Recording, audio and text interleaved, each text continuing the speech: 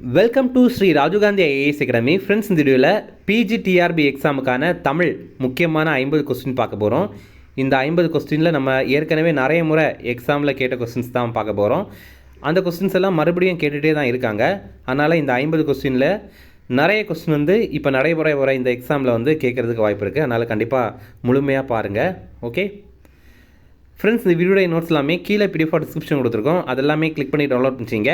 அப்புறம் நம்ம Telegram group லிங்க்மே கீழே டிஸ்கிரிப்ஷன் கொடுத்துருக்கோம். அதுலேயுமே கிளிக் பண்ணி ஜாயின் பண்ணிங்க. ஓகே, சரி வாங்க பார்க்கலாம். ஃபஸ்ட்டு, ஈரோடு தமிழன்பனின் இயற்பெயர் என்ன? இதற்கான ஆன்சர் ஜெகதீசன். இவரை பற்றி முக்கியமாக கேட்குற ஒரு கொஸ்டின் எது அப்படின்னா, இவருடைய சாகித்ய அகாடமி விருது பெற்ற நூல் எது அப்படிங்கிறது தான். அது வணக்கம் வள்ளுவ அப்படிங்கிற நூல் 2004 ஆண்டு வெளியான நூல். அதே மாதிரி தமிழுக்கு ஹைக்யூ, சென்ட்ரியோ, லிமரிக்கோ இந்த மாதிரி சின்ன சின்ன கவிதை வடிவங்களை தந்தவரும் இவர் தான். அடுத்தது, தமிழ் விடுத்தூது எத்தனை கன்னிகளை கொண்டது? இதற்கான ஆன்சர் 268. தமிழ் விடுத்தூது இதில் பார்த்தீங்கன்னா, மதுரையில் சொக்கநாதர் இருக்கார்ல கடவுள், அவர் மேலே காதல் கொண்ட பெண் ஒருத்தி தமிழை தூதாக அனுப்புகிற மாதிரி பாடப்பட்ட ஒரு நூல் தான் இந்த தமிழ் விடுத்தூது அப்படிங்கிறது. இந்த தூது அப்படிங்கிறதுக்கு வேறு பெயர்கள் இருக்குது. அது என்னென்னா வாயில் இலக்கியம், அப்புறம் சந்து இலக்கியம்.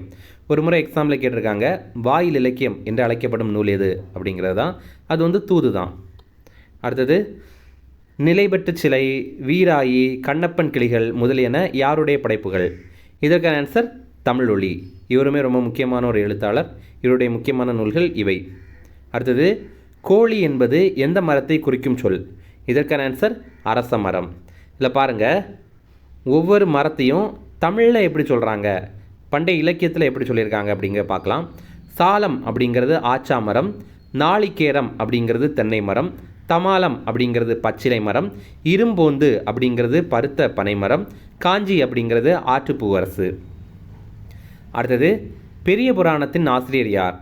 இதற்கான ஆன்சர் சேக்கிழார்.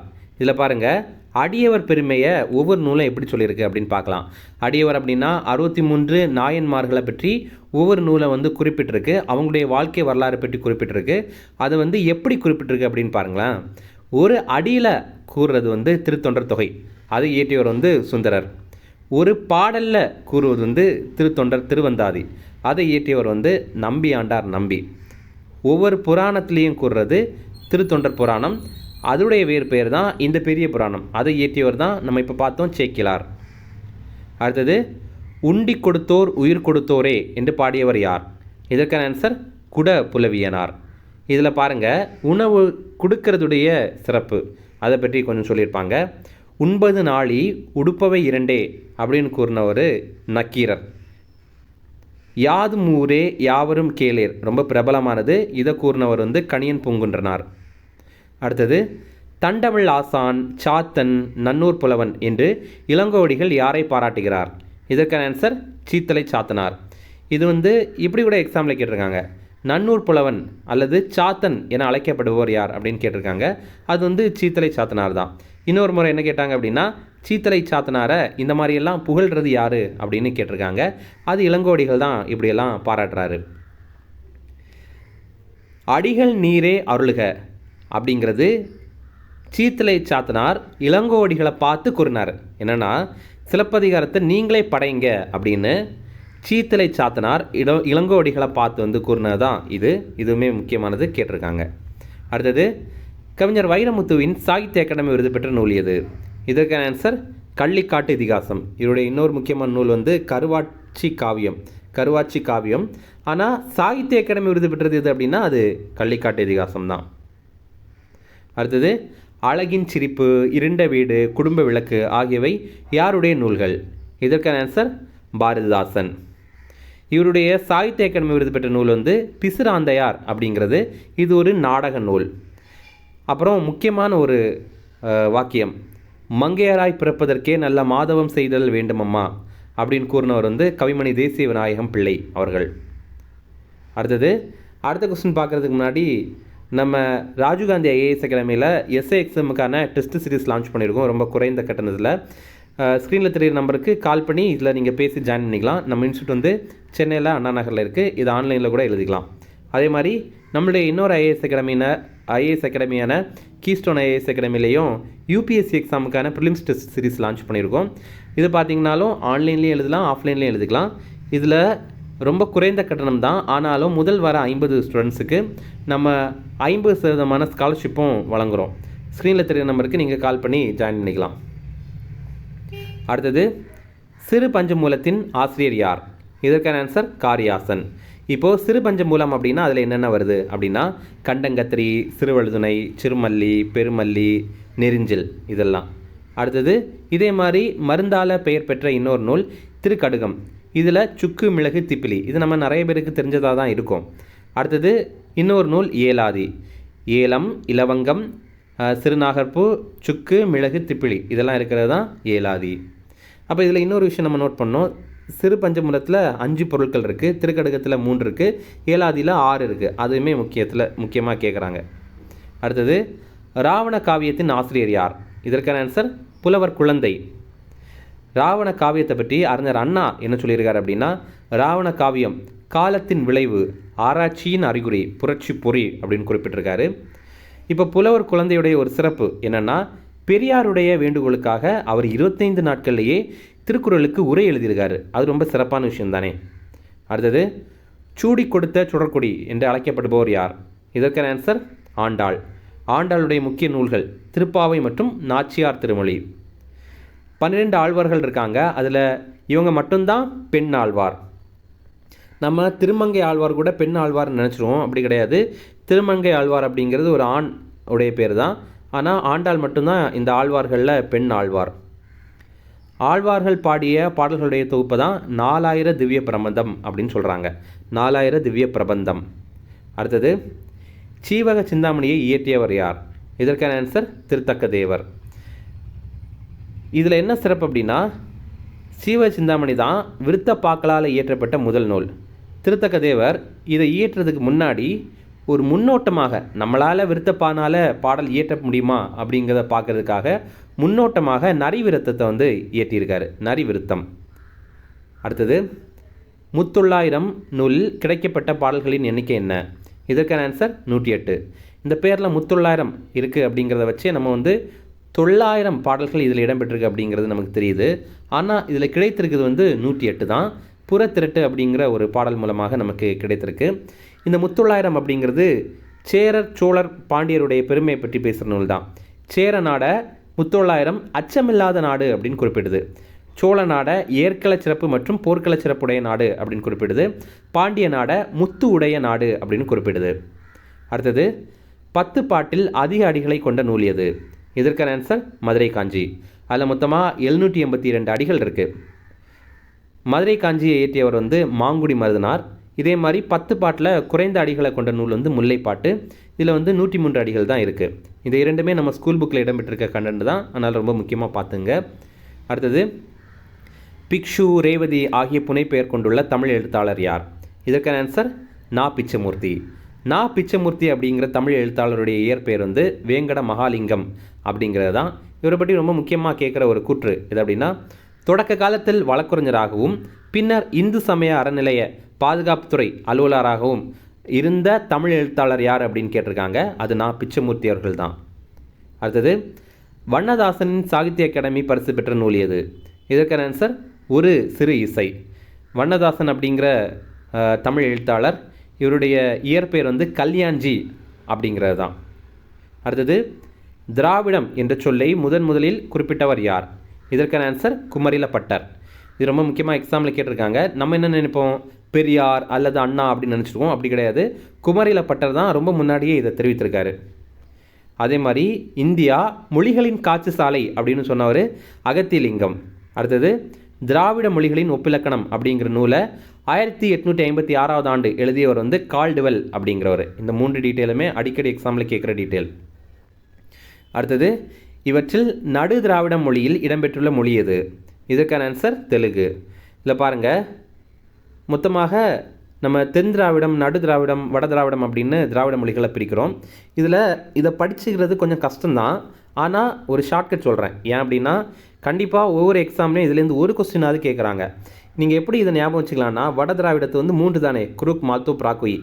இந்த மூன்றையுமே நம்ம ஞாபகம் வச்சுக்கலாம். அடுத்து தென் திராவிடம் இருக்குல்ல, தென் திராவிடத்தில் நமக்கு தெரிஞ்ச நிறைய மொழிகள் இருக்குது. தமிழ், மலையாளம், கன்னடம், குடகு, துளு. இது கூட நீங்கள் வந்து கோத்தா, தோடா, கொரகா, இருளா இவ்வளோத்தையும் ஞாபகம் வச்சுக்கிட்டா போதும். இதை தவிர மீதி இருக்கிறது எல்லாமே நடு திராவிடத்தில் தான் வரும். ஓகேவா? அதிகமாக இதில் கேட்குறது வந்து தெலுங்கு வந்து என்ன மொழி, அதாவது தென் திராவிடமா நடு திராவிடமா அல்லது வட திராவிடமான்னு கேட்டிருக்காங்க. தெலுங்கு வந்து நடு திராவிட மொழி. அடுத்தது இதில் இன்னொரு டீட்டெயில் என்னென்னா, திராவிட மொழிகள் மொத்தமாக 28 இருக்குது. இந்த பாக்ஸில் வந்து 24 தான் இருக்குது. ஆனால் அண்மையில் 4 மொழிகள் கண்டுபிடிச்சிருக்காங்க. அது வந்து எருக்கலா, தங்கா, குறும்பா, சோழிகா இது எல்லாமே. அடுத்தது, நிலமும் மரமும் உயிர்கள் நோயின்றி வாழ வேண்டும் என்னும் நோக்கில் வளர்கின்றன என்று கூறியவர் யார்? இதற்கான ஆன்சர் மாங்குடி மருதனார். இதே மாதிரி நம்ம எக்ஸாமில் முக்கியமாக கேட்குற ஒரு கேள்வி, பாண்டிய மண்டலத்து நிலப்பகுதியில் ஏரியை எப்படி அழைக்கிறாங்க அப்படிங்கிறது தான். ஏரியை அவங்க வந்து கண்மாய் அப்படின்னு அழைக்கிறாங்க. பேச்சு வழக்கில் கம்மாய் அப்படின்னு அது மாறிட்டு. அப்புறம் ரொம்ப முக்கியமான கொஸ்டின், இந்திய நீர்ப்பாசனத்தின் தந்தை யார்? இதற்கான ஆன்சர் சர் ஆர்த்தர் காட்டன். நம்ம நிறைய பேர் ஜான் பெனிக்விக் அப்படின்னு நினைப்போம், அப்படி கிடையாது. இந்திய நீர்ப்பாசனத்தின் தந்தை வந்து சர் ஆர்த்தர் காட்டன் தான். கல்லணைக்கு இவர் சூட்டின பெயர் தான் கிராண்ட் அணைக்கட் அப்படிங்கிறது. 1873 ஆண்டு இவர் வந்து கோதாவரியின் குறுக்கே தௌலீஸ்வரம் அணையை வந்து கட்டியிருக்காரு. இதில் என்ன சிறப்பு அப்படின்னா, இந்த கல்லணை இருக்குல்ல, அதுடைய தொழில்நுட்பத்தை பார்த்து வியந்து அதை அவர் வந்து இந்த தௌலீஸ்வரம் அணையிலையும் பயன்படுத்தியிருக்காரு. அப்புறம் முல்லை பெரியார் அணையை கட்டியவர் தான் ஜான் பெனிக்விக். அடுத்தது, உவர்மண் நிலத்தில் தோண்டப்படும் நீர்நிலையின் பெயர் என்ன? இதற்கான ஆன்சர் கூவல். நம்ம தமிழ்நாட்டுடைய நீர்நிலைகள் பற்றி கொஞ்சம் தெரிஞ்சுக்கலாம். ஆழி கிணறு அப்படிங்கிறது கடல் பக்கத்தில் தோண்டிய கிணறு.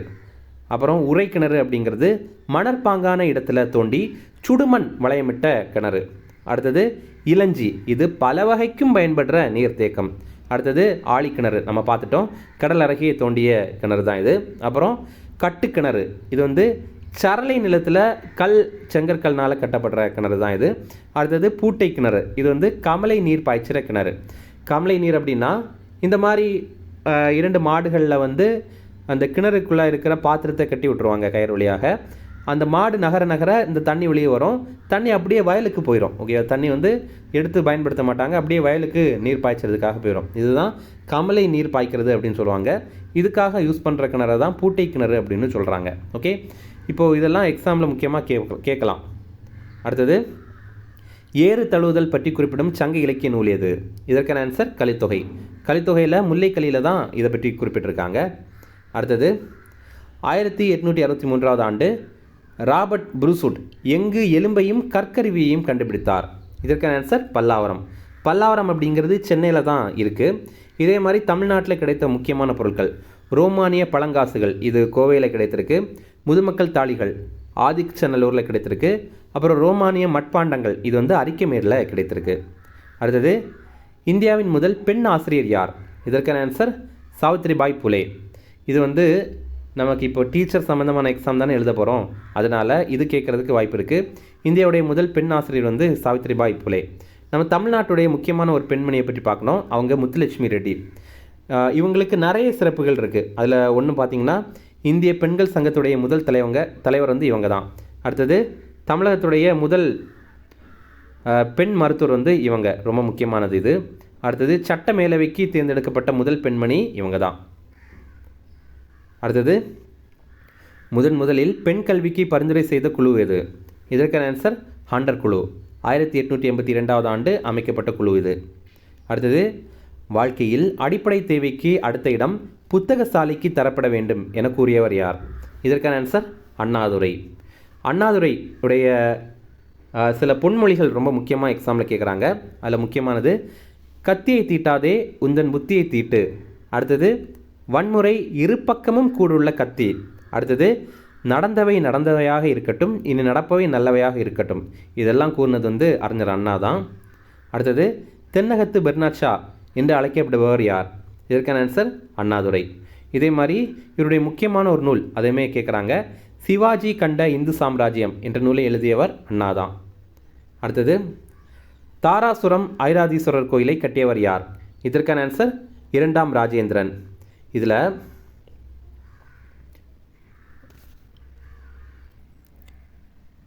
இரண்டாம் ராஜராஜன். ஓகேவா? இப்போது எக்ஸாமில் வந்து சோழ அரசர்கள் கட்டின கோயில் பற்றி கேட்குறாங்க. தஞ்சை பெரிய கோயிலை கட்டியவர் முதலாம் ராஜராஜன். கங்கை கொண்ட சோழபுரத்தை கட்டியவர் முதலாம் ராஜேந்திரன். தாராசுரம் ஐராதீஸ்வரர் கோயிலை கட்டியவர் தான் இரண்டாம் ராஜராஜன். அடுத்தது திருபுவன வீரசுரம் கோயிலை கட்டியவர் வந்து மூன்றாம் குலோத்துங்க சோழன். அடுத்தது யாருடைய காலம் செப்பு திருமேனிகளின் பொற்காலம் என அழைக்கப்படுகிறது? இதற்கான ஆன்சர் சோழர் காலம். சோழர் காலத்தில் நிறைய செம்பு சிலைகள் வந்து பண்ணியிருப்பாங்க. அதனால் செப்பு திருமேனிகளின் பொற்காலம் அப்படின்னு சோழர் காலத்தை அழைக்கிறாங்க. அடுத்தது நேதாஜி இந்திய தேசிய இராணுவத்தின் பொறுப்பை ஏற்ற நாள் எது? இதற்கான ஆன்சர் 1943 ஜூலை 9. நேதாஜி வந்து ஒரு பெண்கள் படை அமைத்திருந்தார். அதோடைய பேர் வந்து ஜான்சி ராணி படை அப்படிங்கிறது. அதற்கு தலைவராக இருந்தவங்க கேப்டன் டாக்டர் லக்ஷ்மி. இவங்க டாக்டர் படிப்பும் படிச்சிருக்காங்க. அடுத்தது ஆட்டுச்சந்தைக்கு பிரபலமான இடம் எது? இதற்கான ஆன்சர் அய்யலூர். இப்போது தமிழ்நாட்டில் பிரபலமான சந்தைகள்: மாட்டுச்சந்தைக்கு மணப்பாறை, அய்யலூர் ஆட்டுச்சந்தை, ஒட்டன்சத்திரம் காய்கறி சந்தை, தோவாளை பூச்சந்தை, ஈரோடு ஜவுளி சந்தை, அப்புறம் காராமணி குப்பம் வந்து கருவாட்டு சந்தை, அப்புறம் நாகப்பட்டினம் வந்து மீன் சந்தை. இதெல்லாம் முக்கியம். அடுத்தது உயிர் எழுத்துகளில் ஐ என்பதை ஐ எனவும் அவ் என்பதை அவ் எனவும் சீரமைத்தவர் யார்? இதற்கான ஆன்சர் பெரியார். பெரியாருடைய சிறப்பு பெயர்கள்: ஈரோடு சிங்கம், பெண்ணின போர்மரசு, தெற்காசியாவின் சாக்ரட்டிஸ். இதெல்லாம். அடுத்தது முதல் உலக தமிழ் மாநாடு எங்கு நடைபெற்றது? இதற்கான ஆன்சர் மலேசியா. இப்போ நம்ம எக்ஸாமில் வந்து உலக தமிழ் மாநாடுகள் எங்கெல்லாம் நடக்குது அப்படிங்கிறத கேட்குறாங்க. அதை ஞாபகம் வச்சுக்கிறது ஒரு ஷார்ட்கட் இருக்குது. என்னென்னா, கோவிலுக்கு சென்ற பாட்டியை யாரேனும் மறித்தால் கோவிலில் மொட்டையடித்து தண்டிக்கப்பட்டு கோடையில் சிரமப்படணும் அப்படிங்கிறது தான். அப்போது இதில் முதல் எழுத்துக்களை வைத்து நம்ம கண்டுபிடிக்கலாம். அப்போது முதல் உலக தமிழ் மாநாடு கோலாலம்பூரில் நடைபெற்றது. இரண்டாவது சே அப்படின்னா சென்னை, மூன்றாவது பான்னா பாரிஸ், நான்காவது யா அப்படின்னா யாழ்ப்பாணம், ஐந்தாவது மா அப்படின்னா மதுரை, ஆறாவது கோ அப்படின்னா கோலாலம்பூர், அடுத்தது மோ அப்படின்னா மொரிஷியஸ், அடுத்தது தான்னா தண்டிக்கப்பட்டுனா அது தஞ்சாவூர், அப்புறம் கோ அப்படின்னா 9ஆம் மாநாடு கோலாலம்பூர், அடுத்து சி அப்படின்னா 10ஆம் மாநாடு சிகாகோ. ஓகே. அடுத்தது திருச்சிக்கு அருகில் அல்லூரில் திருவள்ளுவர் தவச்சாலையை நிறுவியவர் யார்? இதற்கான ஆன்சர் இளங்குமரனார். இது வந்து கேட்டிருக்காங்க. நம்ம தமிழ்நாட்டில் இமைகளை மூடியபடியே எழுதுகிற ஆற்றல் கொண்டவங்க 2 பேர். ஒருத்தர் திருவிக்கா, இன்னொருத்தர் இந்த இளங்குமரனார் அவர்கள் தான். அடுத்தது உலகிலேயே ஒரு மொழிக்காக உலக மாநாடு நடத்திய முதல் நாடு எது? இதற்கான ஆன்சர் மலேசியா. அந்த மாநாட்டுக்குள்ள மொழி வந்து நம்ம தமிழ் தான். அடுத்தது மொழி ஞாயிறு என அழைக்கப்படுபவர் யார்? இதற்கான ஆன்சர் தேவநேய பாவாணர். இவர் உலக தமிழ் கழகத்தை நிறுவி அதோடைய தலைவராக இருந்திருக்காரு. அடுத்தது முதல் தமிழ் கணினியின் பெயர் என்ன? இதற்கான ஆன்சர் திருவள்ளுவர்.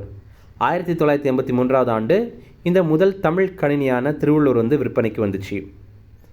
அடுத்தது தொல்லோர் சிறப்பின் விருந்தெதிர் கோடலும் இழந்த எண்ணெய் என்னும் வரி இடம்பெற்றுள்ள நூல் எது? இதற்கான ஆன்சர் சிலப்பதிகாரம். இது வந்து விருந்து ஓம்பல் இருக்குல்ல, அதோடைய சிறப்பை பற்றி கூறுற ஒரு அடி. இதில் என்ன சொல்கிறாங்க, சிலப்பதிகாரத்தில் கோவலன் கண்ணகியை விட்டுட்டு போயாச்சு. கண்ணகி வந்து ரொம்ப வருத்தத்தில் இருக்காங்க, அதை விட வறுமையில் இருக்காங்க. அவங்க எவ்வளோ வறுமை வந்தாலும் அதை பற்றி அவங்க கவலைப்படலை. ஆனால் எப்போ அவங்க கவலைப்படுறாங்கன்னா, விருந்து வர்றாங்க அந்த டைமில் கூட அவங்களுக்கு விருந்தை பராமரிக்க முடியலையே, அந்த ஒரு வருத்தத்தை தான் இவங்க இப்படி சொல்கிறாங்க. தொல்லோர் சிறப்பின் விருந்தெதிர் கோடலும் இழந்த எண்ணெய், அந்த ஒரு விருந்தை கூட என்னால் வந்து பராமரிக்க முடியல, அவங்கள கூட கவனிக்க முடியலையே, அந்த அளவுக்கு நீ என்னை கஷ்டப்படுத்திட்டு போயிட்டியே அப்படின்னு சிலப்பதிகாரத்தில் கண்ணகி வந்து குறிப்பிடுற மாதிரி உள்ளது தான் இது. இப்போது விருந்தோம்பல் பற்றி இன்னும் சில நூல்கள் குறிப்பிட்டிருக்கு. அல்லில்லாயினும் விருந்து வரி நுவக்கும் அப்படிங்கிறது நற்றிணையில் இடம்பெற்றிருக்கு. என்னென்னா, நடு இரவாக இருந்தாலும் விருந்தினர்கள் வந்தாங்க அப்படின்னா நம்ம தமிழ் மக்களுக்கு வந்து ரொம்ப மகிழ்ச்சியாக தான் இருக்கும் அப்படிங்கிறத குறிப்பிடுறாங்க. அடுத்தது உண்டால் அம்ம இவ்வுலகம் இந்திரர் அமிழ்தம் ஏவதாயினும் அப்படிங்கிற ஒரு பாடல், இது புறநானூரில் இடம்பெற்றிருக்கு. என்னென்னா, இந்திரருடைய அமிழ்தமே நம்ம தமிழ்நாட்டு மக்களுக்கு கிடைத்தாலும் அவங்க அதை தனித்து உண்ண மாட்டாங்க. விருந்தினர் இருக்காங்க அப்படின்னா அந்த விருந்தினருக்கும் கொடுத்துட்டு தான் உண்ணுவாங்க அப்படிங்கிறது தான் இதில் குறிப்பிடுறாங்க. அடுத்தது இப்போது விருந்தினர் வராங்க, அவங்கள 7 அடி சென்று வழி அனுப்பணும் அப்படிங்கிற ஒரு தத்துவத்தை சொன்ன நூல் எது அப்படின்னா பொருணராற்றுப்படை. அந்த நூலில் குறிப்பிட்டிருப்பாங்க. அடுத்தது, பலர்புகு வாயில் அடைப்ப கடவு நீர் வருவீர் அப்படிங்கிற பாடல் அப்படிங்கிற லைன் இடம்பெற்றிருக்கிறது வந்து குறுந்தொகை. இதோடைய அர்த்தம் என்ன அப்படின்னா, ஒரு வீடு இருக்குது, அந்த வீட்டுடைய வாசலை நைட்டு வந்து தூங்குறதுக்காக கதவு பூட்டுறாங்க. அப்போது அந்த வீட்டுடைய பெண்மணி என்ன சொல்கிறாங்கன்னா, நான் வந்து கதவு பூட்ட போகிறேன், அதுக்கு முன்னாடி இந்த தெருவில் யாராவது சாப்பிட வேண்டியவங்க இருக்குங்க அப்படின்னா வாங்க, சாப்பாடு இருக்குது அப்படிங்கிறது தான் அர்த்தம். அடுத்தது, கோபல்லபுரத்து மக்கள் என்பது யாருடைய சாகித்ய அகாடமி விருது பெற்ற நூல்? இதற்கான ஆன்சர் கி. ராஜநாராயணன். இவரை வந்து கீரா அப்படின்னு ஷார்ட்டாக சொல்லுவாங்க. இவர் கரிசல் வட்டார சொல் அகராதியை உருவாக்கியிருக்காரு. அப்போது கரிசல் வட்டார சொல் அகராதியை உருவாக்கியவர் யார் அப்படின்னு கேட்டாங்கன்னா அது கீரா அப்படிங்கிறவர் தான். இப்போது கரிசல் சொல் அப்படின்னா, கரிசல் இலக்கியம் அப்படிங்கிறது நீங்கள் வந்து திருநெல்வேலி, தூத்துக்குடி, கோவில்பட்டி இந்த ஏரியாலெல்லாம் பார்த்தீங்கன்னா அங்கே இருக்கிற கிராமத்து மக்கள் எந்த மாதிரி பேசுகிறாங்க அப்படிங்கிறது தான் இந்த கரிசல் இலக்கியம் அப்படிங்கிறது. அப்போது நம்ம தமிழ்நாட்டில் முக்கியமான 2 எழுத்தாளர், ஒருத்தர் வந்து கி. ராஜநாராயணன். இவர் வந்து இந்த கரிசல் இலக்கியத்தை பற்றி, கரிசல் மக்களுடைய வாழ்க்கை வரலாறை பற்றி வந்து நிறைய சொல்லியிருக்காரு. இன்னொருத்தர் கீராவுக்கு முன்னாடி உள்ளவர் யார் அப்படின்னா அழகிரிசாமி அப்படிங்கிறவர். அவருமே கரிசல் மக்களுடைய வாழ்க்கையை பற்றி நிறைய குறிப்பிட்டிருக்காரு, கரிசல் இலக்கியத்தை பற்றியும் நிறைய குறிப்பிட்டிருக்காரு. அடுத்தது, கா என்பதின் பொருள் என்ன? இதற்கான ஆன்சர் பாரம் தாங்கும் கோல். இப்போது காவடி ஆட்டம் இருக்குல்ல, காவடி ஆட்டத்தில் இந்த ஒரு கோல் வச்சுருக்காங்கல்ல, அதோடைய பேர் தான் கா அப்படிங்கிறது. அப்போ இதை காவடி ஆட்டத்தில் பயன்படுத்துகிறாங்க அப்படிங்கிறத நம்ம தெரிஞ்சுக்கணும். அடுத்தது, தேவராட்டம் பற்றிய கூட்டுகளில் தவறானது எது? இதற்கான ஆன்சர் ஆடுபவர்கள் பெண்கள். இதுதான் தவறானது. ஏன்னா தேவராட்டத்தில் ஆடுறது வந்து ஆண்கள் தான். இந்த படத்தில் நீங்கள் பார்த்தீங்கனாலே புரியும். தேவராட்டம் இதை பற்றிய கூற்றுகள் எல்லாமே நம்ம பார்த்துக்கலாம். இதில் 8லிருந்து 13 பேர் வந்து வரைக்கும் ஆடுவாங்க. அடுத்தது, தேவர்கள் ஆடிய ஆட்டம் அப்படிங்கிறனால தான் இது தேவராட்டம் அப்படின்னு அழைக்கப்படுது. அப்புறம் இதில் ஊதப்படுற இசைக்கருவி எது அப்படின்னா, அதாவது இதில் இசைக்கப்படுற இசைக்கருவி எது அப்படின்னா தேவ துந்துபி அப்படிங்கிறது. இதை வந்து உருமி அப்படின்னு கூட சொல்லுவாங்க. தேவ துந்துபி, உருமி அப்படிங்கிறது அதோடைய வேர்பெயர். அடுத்தது, கலை ஞாயிறு என்று அழைக்கப்படுபவர் யார்? இதற்கான ஆன்சர் நா. முத்துசாமி. இப்போது தெருக்கூத்தை நிறைய பேருக்கு கொண்டு சேர்க்கணும் அப்படிங்கிறதுக்கான முக்கியமான பங்காற்றியவர் நா. முத்துசாமி அப்படிங்கிறவர். தெருக்கூற்றில் மழை வேண்டி நிகழ்த்தப்படுறது அர்ஜுனன் தபசு அப்படிங்கிறது. அடுத்தது, வள்ளலார் கண்ட ஒருமைப்பாடு என்பது யார் எழுதிய நூல்? இதற்கான ஆன்சர் மாப்போ சிவஞானம். இதற்காக, அதாவது வள்ளலார் கண்ட ஒருமைப்பாடு அப்படிங்கிற நூலுக்காக இவருக்கு சாகித்ய அகாடமி விருது கூட கிடைத்திருக்கு. இப்போ இந்த மாப்போ சிவஞானம் இருக்கார்ல, இவருடைய சிறப்பு பேர் வந்து சிலம்பு செல்வர் அப்படிங்கிறது தான். இவர் சிலப்பதிகாரத்தை நிறைய பேருக்கு கொண்டு போய் சேர்த்தார். இவர் என்ன நம்புறாரு அப்படின்னா, தமிழ்நாட்டை ஒருங்கிணைக்கிறதுக்கான ஒரு நல்ல நூல் இருக்குது அப்படின்னா அது சிலப்பதிகாரம் தான் அப்படின்னு அவர் நினைக்கிறாரு. இவருடைய முக்கியமான நூல் வந்து எனது போராட்டம் அப்படிங்கிறது. அது இவருடைய தன் வரலாறு நூல். தன் வரலாறு அப்படின்னா சுயசரிதை நூல் இருக்குல்ல, அதுதான் தமிழில் வந்து நம்ம தன் வரலாறு அப்படின்னு சொல்கிறோம். அடுத்தது, இது ரொம்ப முக்கியமான கொஸ்டின். சாகித்ய அகாடமி விருது பெற்ற முதல் பெண் யார்? இதற்கான ஆன்சர் ராஜம் கிருஷ்ணன். அவங்களுடைய வேருக்கு நீர் அப்படிங்கிற நூலுக்காக தான் அவங்களுக்கு சாகித்ய அகாடமி விருது கொடுத்துருந்தாங்க. இப்போது நிறைய முறை எக்ஸாமில் என்ன கேட்குறாங்கன்னா, இவங்க எழுதின நூல் அது யாரை பற்றி எழுதினது அப்படிங்கிறத கேட்குறாங்க. இவங்க உப்பள தொழிலாளர்களை பற்றி எழுதினது தான் கருப்பு மணிகள் அப்படிங்கிற நூல். இவங்க நீலகிரி படுகர் இன மக்களை பற்றி எழுதினது தான் குறிஞ்சித்தேன் அப்படிங்கிற நூல். அடுத்தது, இவங்க மீனவர்களுடைய பிரச்சனை பற்றி எழுதினது தான் அலைவாய் கரையில் அப்படிங்கிறது. அப்புறம் இவங்க வந்து அமைப்பு சாரா வேளாண் தொழிலாளர்களுடைய பிரச்சனைகளை பற்றி எழுதினது தான் சேற்றில் மனிதர்கள் மற்றும் இந்த வேருக்கு நீர் நூல். அடுத்தது, தீப்பெட்டி தொழிற்சாலை குழந்தைகள் இருக்காங்கள்ல, அவங்களுடைய கஷ்டத்தை பற்றி எழுதினது தான் கூட்டு குஞ்சுகள் அப்படிங்கிறது. அடுத்தது, பெண் சிசு கொலை இதை பற்றி எழுதினது தான் மண்ணகத்து பூந்துளிகள் அப்படிங்கிற நூல். ஓகேவா? இதெல்லாமே பொறுத்துகையில் நிறைய முறை எக்ஸாமில் கேட்டிருக்காங்க. டிஎன்பிஎஸ்சி எக்ஸாமில் எல்லாம் கூட கேட்டிருக்காங்க. அதனால் நீங்கள் வந்து பொறுத்துக எப்படி படிக்கணுமோ அந்த மாதிரி படித்து வச்சுங்க. இப்போ ராஜம் கிருஷ்ணன் எழுதின இன்னொரு நூல் வந்து பாஞ்சாலி சபதம் பாடிய பாரதி.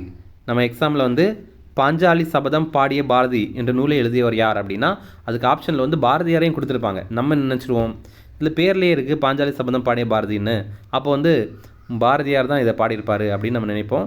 அப்போ கிடையாது, அது ஆன்சர் வந்து ராஜம் கிருஷ்ணன் தான். ஏன்னா பாஞ்சாலி சபதம் அப்படிங்கிற நூலை பாடினது பாரதியார் தான். அதனால் இதை வந்து குழம்பிடக்கூடாது. அப்போது பாஞ்சாலி சபதம் அப்படிங்கிற நூலை எழுதியவர் பாரதியார், ஆனால் பாஞ்சாலி சபதம் பாடிய பாரதி அப்படிங்கிற நூல் எழுதினது வந்து ராஜம் கிருஷ்ணன். ஓகே. அடுத்தது, தம்மை விட வலிமை குறைந்தவரோடு போர் செய்யக்கூடாது என கூறியவர் யார்? இதற்கான ஆன்சர் ஆவூர் மூலங்கிழார். இப்போது நம்ம பண்டைய தமிழ்நாட்டில் எப்படி அறம் இருந்திருக்கு, அறம் எப்படி இருந்திருக்கு அப்படிங்கிற பார்க்கலாம். உலகமே வறுமையுற்றாலும் கொடுப்பவன் வந்து அதியன், அதியன்னா அதியமான். இந்த தகவலை நமக்கு சொன்னது ஔவையார். அடுத்தது, இரவலர் வராவிட்டாலும் தேடி வரவழைத்து கொடுக்கறது யார் அப்படின்னா ஆடுகோடுபாடு சேரலாதன் அப்படிங்கிற ஒருத்தர். இந்த தகவலை சொன்னவர் நச்செள்ளையார் அப்படிங்கிறவர். அடுத்தது, மறுமை நோக்கி கொடுக்காதவன் பேகன். அதாவது நான் இன்றைக்கி பண்ணுறது நான் இறந்ததுக்கு அப்புறம் சொர்க்கத்தில் எனக்கு ஒரு உதவியாக இருக்கும் அப்படின்னு நினச்சி கொடுக்காதவன் பேகன். இந்த தகவலை சொன்னவர் பரணர். அடுத்தது, இந்த லெசனில் இடம்பெற்றிருக்க இன்னொரு முக்கியமான தகவல் எந்த மாநகரத்துடைய சிற்றரசர் போதி தர்மர் அப்படிங்கிறது தான். இது இவர் காஞ்சிபுரம் இருக்குல்ல, காஞ்சிபுரம் மாநகருடைய சிற்றரசர் தான் போதி தர்மன். இவர் 6ஆம் நூற்றாண்டை சேர்ந்தவர். நம்ம இந்த 7ஆம் அறிவு படத்தில் பார்த்துருப்போம்ல, அந்த போதி தர்மர் தான். அடுத்தது, சில நேரங்களில் சில மனிதர்கள் என்ற நூலுக்காக சாகித்ய அகாடமி விருது பெற்றவர் யார்? இதற்கான ஆன்சர் ஜெயகாந்தன். ஜெயகாந்தன் நம்ம தமிழ்நாட்டில் இருந்த முக்கியமான ஒரு எழுத்தாளர். இப்போ அவர் மரணம் அடைந்துட்டார். இவருடைய இன்னும் சில நூல்கள் பார்த்திங்கன்னா சினிமாவுக்கு போன சித்தாளு, உன்னை போல் ஒருவன், ஒரு மனிதன், ஒரு வீடு, ஒரு உலகம், இதெல்லாம். அடுத்தது, நம்ம கடைசியாக நமக்கு எக்ஸாமில், அதாவது டெட் எக்ஸாம்லேயும் பிஜிடிஆர்பி எக்ஸாம்லேயும் முக்கியமாக கேட்குறது இந்த தமிழ் எண்கள். ஓகேவா? 1, 2, 3, 4, 5, 6, 7, 8, 9 இதுக்கெல்லாம் என்ன தமிழ் எண்கள் வருது அப்படிங்கிறத கேட்குறாங்க. இதை படிக்கிறதுக்கு ஒரு சின்ன ஷார்ட்கட் இருக்குது. என்னென்னா, கடலை உருண்டையை நுணுக்கி சமைத்து ருசித்து சாப்பிட என்னை அம்மா கூப்பிட்டார் அப்படிங்கிறது தான். ஓகேவா? கடலை உருண்டையை நுணுக்கி சமைத்து ருசித்து சாப்பிட என்னை அம்மா கூப்பிட்டார் அப்படிங்கிறது. நமக்கு இதில் இருக்க ஒவ்வொரு முதல் எழுத்தையும் வச்சு ஞாபகம் வச்சுக்கலாம். 1னா கா, 2னா இந்த ஊ மாதிரி இருக்குல்ல அது, 3னா இந்த நூ மாதிரி இருக்குல்ல அது, 4னா இந்த சா மாதிரி இருக்குல்ல அது, அப்புறம் ரூ அப்படிங்கிறது 5, அடுத்தது சா அப்படிங்கிறது சா மாதிரி இருக்குல்ல, 6ங்கிறது சா மாதிரி இருக்குல்ல அது, அடுத்தது ஏ அப்படின்னா எண்ணெய் அப்படிங்கிறதுக்குல அது, அடுத்தது 8னா ஆ, அடுத்தது கூப்பிட்டார் கூ அப்படின்னு இருக்குல்ல அது இந்த எழுத்து மாதிரி இருக்குல்ல அதுதான். ஓகேவா? நம்ம எக்ஸாமில் எப்படி கேட்கலாம் அப்படின்னா 12 + 12 என்னன்னு கேட்பாங்க. ஆன்சர் ஆப்ஷனில் 24 இருக்காது. அதுக்கு பதிலாக இந்த ஊ, இந்த சா அப்படி இருக்குல்ல இது இருக்கும். அப்போ நம்ம இதை தான் சூஸ் பண்ணணும். ஓகே, அந்த மாதிரி. அடுத்தது இன்னொரு முக்கியமானது லாஸ்ட்டாக ஓர் எழுத்து ஒரு மொழி. இது என்னென்ன மொத்தமாக 42 இருக்குது. அது என்னென்ன அப்படிங்கிறது முக்கியமாக கேட்குறாங்க. அதனால் நீங்கள் கண்டிப்பாக அதையும் கொஞ்சம் பாருங்கள். நான் ஒரு வாட்டி வாசிக்கிறேன். நீங்கள் ஏதாவது ஷார்ட்கட் வச்சு ஞாபகம் வச்சிங்க. ஆனா பசு, ஈனா கொடு, ஊனா இறைச்சி, ஏனா அம்பு, ஐனா தலைவன். ஐ படம் கூட பார்த்தீங்கன்னா ஐ என்றால் அது தலைவன் என்றால் அப்படின்னு சொல்லியிருப்பாங்க. ஓனா மதகு நீர் தாங்கும் பலகை, கானா சோலை, கூனா பூமி, கைனா ஒழுக்கம், அப்புறம் கோனா அரசன், அது நமக்கு தெரியும், கோமான் அப்படின்னு அரசரை சொல்லுவாங்க. சா அப்படின்னா இறந்து போ, சீனா இகழ்ச்சி, சேனா உயர்வு, சோ அப்படின்னா மதில், தா அப்படின்னா கொடு, தீனா நெருப்பு, இந்த ரெண்டும் தெரியும்.